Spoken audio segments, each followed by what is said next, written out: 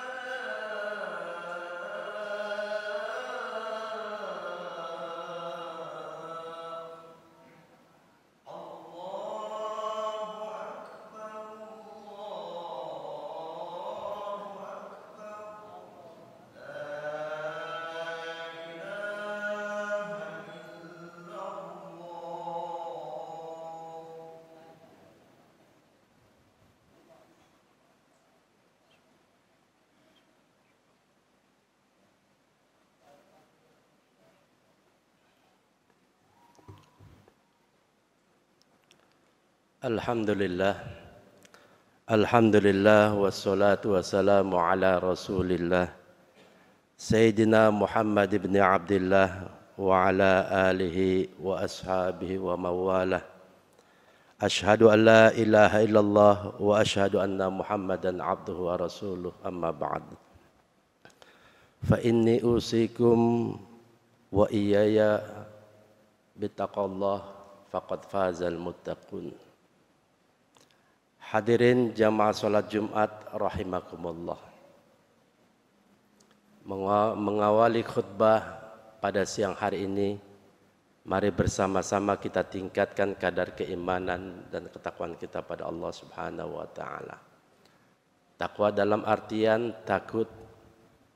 Sering sekali saya katakan kalau kita takut kepada sesuatu yang menyeramkan, kita takut kepada hal-hal yang menakutkan, maka kita akan lari darinya. Tapi kalau kita takut kepada Allah Subhanahu wa taala, kita akan mendekatkan diri dengan cara menjalankan perintah Allah dan meninggalkan larangan-larangan Allah. Hadirin jamaah salat Jumat rahimakumullah. Allah taala tidak memerintah nabinya di dalam Al-Qur'an untuk meminta tambahan sesuatu kecuali meminta tambahan ilmu. Dalam surat At-Taha ayat 114 Allah berfirman, A'udzu billahi minasyaitonir rajim. Bismillahirrahmanirrahim. Wa qur rabbighfir wa qur rabbi zidni ilman. Yang artinya, dan katakanlah, ya Tuhanku, tambahkanlah kepadaku ilmu.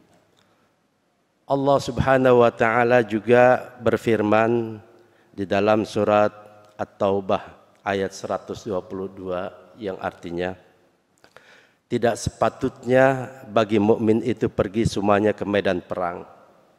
Mengapa tidak pergi dari tiap-tiap golongan di antara mereka beberapa orang untuk memperdalam pengetahuan mereka tentang agama dan untuk memberi peringatan kepada kaumnya apabila mereka telah kembali kepadanya, supaya mereka itu dapat menjaga dirinya. Dalam ayat ini Allah menjadikan orang-orang mukmin terbagi menjadi dua kelompok atau dua bagian.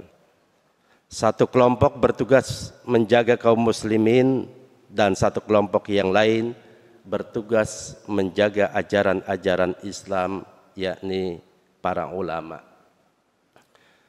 Baginda Rasul sallallahu alaihi wasallam bersabda, "Man kharaja fi talabil ilmi fahuwa fi sabilillah hatta yarji'."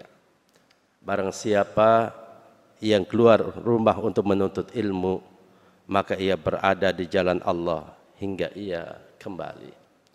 Hadirin jamaah salat Jumat rahimakumullah. Ilmu agama adalah senjata yang dapat digunakan oleh seorang mukmin untuk melawan setan dari bangsa jin, melawan setan dari bangsa manusia, melawan hawa nafsunya sendiri, membedakan antara hal-hal yang bermanfaat baginya dan perkara-perkara yang membahayakan dirinya di akhirat, serta membedakan antara perbuatan yang diridhai Allah dan amal-amal yang dibenci oleh Allah Subhanahu wa taala. Dengan ilmu agama, kita bisa membedakan antara kufur dan iman, antara tauhid dan syirik, antara tanzih, yakni keyakinan yang menyucikan Allah dari menyerupai makhluknya, dan tasbih, yakni keyakinan yang menyerupakan Allah dengan makhluknya. Dengan ilmu agama ini kita tahu bahwa Allah tidak menyerupai sesuatu pun di antara makhluknya dan tidak satu pun makhluk yang menyerupainya. Allah bukan benda yang bisa dipegang oleh tangan seperti manusia dan bukan benda yang tidak bisa dipegang oleh tangan seperti cahaya. Dengan ilmu agama kita mengetahui bahwa Allah Ta'ala ada tetapi tidak menyerupai semua yang ada tanpa tempat dan arah. Dengan ilmu agama kita mengetahui apa yang boleh kita lakukan dan kenapa kita mengatakannya, dan kita tahu kapan kita diam dan kenapa kita diam. Hadirin jamaah salat Jumat rahimakumullah. Kita semua tahu bahwa manusia tidak terlahir sebagai orang yang berilmu. Oleh karenanya, menuntut ilmu adalah sebuah keharusan sebagaimana ditegaskan baginda Nabi Muhammad SAW, innamal ilmu bitta'alum. Ilmu hanya akan diperoleh dengan proses belajar. Hadirin jamaah salat Jumat rahimakumullah. Salah satu hikmah besar dari mewabahnya COVID-19 adalah kemudahan dalam mempelajari ilmu agama. Bagaimana tidak, dengan duduk santai di rumah, kita dapat memilih dan menyimak sekian banyak kajian daring yang disampaikan oleh para kiai, para ustadz, para pakar, intelektual muslim, bahkan mahasiswa, santri, dan berbagai kalangan yang lainnya. Mereka semua seakan-akan berlomba mengadakan kajian daring atau online. Kajian-kajian daring itu tidak melulu berupa ceramah tematik, akan tetapi banyak pula yang melakukan kajian kitab secara serius. Tidak hanya kitab-kitab kecil, namun juga kitab-kitab besar. Dan yang dikaji pun sangat beragam. Mulai dari tafsir, ilmu tafsir, hadis, ilmu hadis, fikih, usul fikih, sampai tasawuf, nahwu, balaghah, dan lain sebagainya. Sebelum musim pandemi, kajian daring yang berupa kajian kitab secara serius masih sangat jarang kita temukan. Yang banyak adalah ceramah-ceramah lepas tematik dari para penceramah yang biasanya menyelipkan guyonan segar dan lucu dalam ceramahnya. Kemudahan mendapatkan ilmu agama melalui internet ini tidak hanya dapat menjadi hikmah, akan tetapi bisa pula menjadi musibah bagi kita semua. Menjadi hikmah apabila yang menyampaikan kajian adalah orang yang tepat dan layak, dan menjadi musibah apabila yang menyampaikan kajian adalah orang yang tidak tepat dan tidak layak. Orang yang tepat dan layak untuk menyampaikan kajian adalah orang yang betul-betul memiliki sanad keilmuan terkait ilmu yang ia kaji. Ia belajar ilmu agama dengan bimbingan seorang guru, gurunya punya guru, guru dari gurunya memiliki guru, dan begitu seterusnya sampai bersambung kepada baginda Rasulullah SAW. Oleh karena itu, kita harus berhati-hati ketika mengikuti kajian daring atau online. Kita harus teliti betul apakah yang menyampaikan kajian tersebut memiliki sanad keilmuan atau tidak. Kita harus tahu orang yang menyampaikan kajian tersebut siapa gurunya, belajar di mana ia, akidahnya lurus ataukah tidak, pemahamannya sesuai dengan pemahaman para ulama Ahlus Sunnah wal Jamaah atau tidak. Janganlah kita menyimak kajian daring atau kajian online dari sembarang orang. Ilmu agama adalah bagian dari agama itu sendiri. Karenanya kita harus sangat berhati-hati dari mana kita mengambil agama tersebut.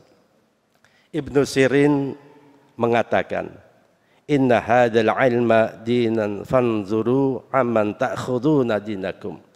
Sesungguhnya ilmu agama itu adalah agama itu sendiri. Maka cermatilah dari siapa kalian mengambil ilmu agama. Imam Nawawi menegaskan, la yajuzu istifta'u ghairil alimi thiqah. Tidak boleh meminta fatwa dan belajar ilmu agama kepada selain orang berilmu yang terpercaya. Sebagian ulama salaf mengatakan, jangan kalian belajar Al-Quran kepada orang-orang yang belajar Al-Quran secara otodidak. Dan janganlah kalian mengambil ilmu agama dari orang-orang yang tidak memiliki guru dan hanya belajar secara otodidak. Hadirin jamaah sholat Jumat rahimakumullah. Begitu pentingnya sanad keilmuan yang harus kita cari. Karena bagaimanapun ilmu agama itu akan dipertanggungjawabkan. Baik di dunia maupun di hadapan Allah Subhanahu wa taala di akhirat kelak. Mudah-mudahan ini sebagai perenungan untuk kita agar kita mampu memilah dan memilih dari kajian-kajian online yang menyebar pada saat ini mana yang harus kita ikuti. Demikianlah khutbah yang singkat ini dan mudah-mudahan menjadi renungan untuk kita semua dan bermanfaat untuk kita semua. Aqulu qouli hada astaghfirullah li wa lakum fastaghfiruhu innahu huwal ghafurur rahim.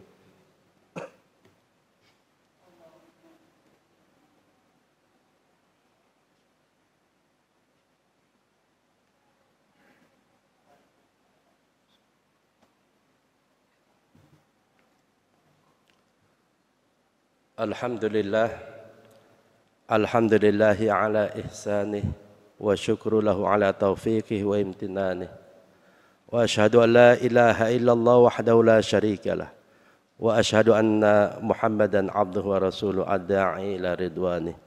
Allahumma salli ala sayyidina Muhammad wa ala alihi wa ashabihi wa sallim tasliman katsira amma ba'd. Fa ya ayyuhan nas ittaqullah fima amar وانتهوا عما نهى واعلموا أن الله أمركم بأمر بدأ فيه بنفسه وثنى بملائكته بقدسه وقال تعالى إن الله وملائكته يصلون على النبي يا أيها الذين آمنوا صلوا عليه وسلموا تسليما اللهم صل على سيدنا محمد صلى الله عليه وسلم وعلى آل سيدنا محمد وعلى أنبيائك ورسولك وملائكة المقربين وارض اللهم عن الخلفاء الراشدين أبي بكر وعمر وعثمان وعلي وعن بقية الصحابة والتابعين وتابع التابعين لهم بإحسان إلى يوم الدين وارض عنا معهم برحمتك يا أرحم الراحمين اللهم اغفر للمؤمنين والمؤمنات والمسلمين والمسلمات